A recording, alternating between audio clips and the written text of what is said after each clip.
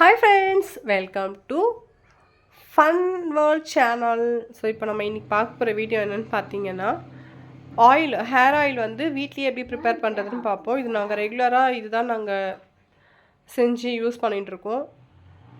இப்போது என்ன காலி ஆகிட்டு நமக்கு ஒரு 1 இயர் கிட்ட ஆகிடுச்சு. இன்னும் எனக்கு டைமில் ரெடி பண்ணுறதுக்கு இப்போ தான் டைம் கிடச்சிருக்கு.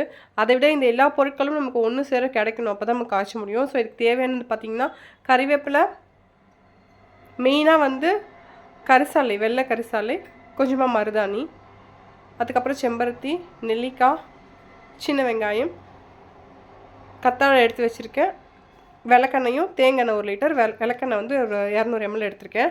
ஸோ இப்போ இதெல்லாமே இருக்கட்டும். இது எல்லா பொருளையுமே நம்ம ஒன்றா நல்லா வாஷ் பண்ணி அரைச்சி எடுத்து, கத்தாழையுமே அதுக்குள்ளே இருக்க ஜெல்லு மட்டும் எடுத்து நல்லா அரைச்சி இதை ஃபில்ட்ரு பண்ணி எடுத்துக்கலாம். நான் நிறையா தண்ணி சேர்த்து ஃபில்ட்ரு பண்ணிக்கிட்டேன். பாருங்கள், இவ்வளோ தண்ணி நான் போட்டிருக்கேன். நீங்கள் கொஞ்சம் குறைவாக தண்ணி சேர்த்து ஃபில்ட்ரு பண்ணி வடிகட்டி எடுத்து வச்சுக்கோங்க.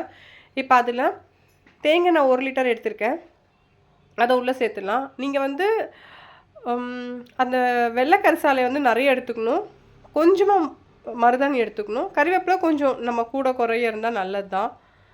வெந்தயத்தை வந்து வறுத்து பவுட்ரு பண்ணி சேர்க்கணும். இப்போது இதுலேயே வந்துட்டு நீங்கள் தேங்காய் எண்ணெய் ஊற்றும் போதே விளக்கெண்ணையும் சேர்த்துக்கோங்க. சேர்த்துட்டு இப்போ இதில் நல்லா நம்ம வந்து மீடியம் ஃப்ளேமில் கொதிக்க வைக்கணும். ரொம்ப ஹை ஃப்ளேமில் வச்சா எண்ணெய் வந்து முறிஞ்சு போகும்னு சொல்லுவாங்க. அதனோட சத்துக்கள் எல்லாமே நமக்கு போய்டும், ஹேர் ஃபால் ஆகும். ஸோ மிதமான சூடில் இது நல்லா ரொம்ப பொறுமை வேணும். இது பொறுமை இல்லாதவங்க தயவு செஞ்சு இதை ட்ரை பண்ணவே பண்ணாதீங்க, இருக்கிற முடியும் கொட்டி போயிடும். ஸோ இப்போ இது நல்லா நம்ம அடியில் வந்து பிடிக்காமல் ஒட்டாமல் இருக்கிற மாதிரி அடிக்கடி கலந்து விட்டுட்டே இருக்கணும். இந்த மாதிரி பொங்கி வர நுர வரும். ஸோ நான் பாத்திரம் சின்னதாக எடுத்துக்கிட்டேன், நீங்கள் பெருசாக இருந்துச்சுன்னா பெருசு யூஸ் பண்ணிக்கோங்க.